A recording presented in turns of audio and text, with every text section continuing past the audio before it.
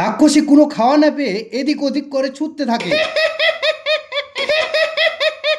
দেখি দেখি কতক্ষণ তোমরা ভিতরে লুকিয়ে থাকো, আমি ছেড়ে কথা বলবো না, আমি আবার আসবো।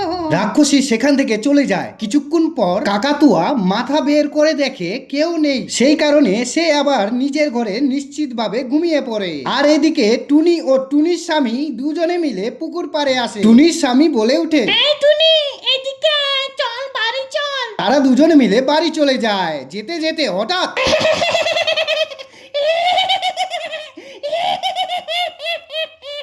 এই তোরা কোথায় যাচ্ছিস? তোরা আমার পেটে আয়। সেই রাক্ষসী টুনিকে খেয়ে ফেলে এবং টুনির স্বামীকে তাড়া করে।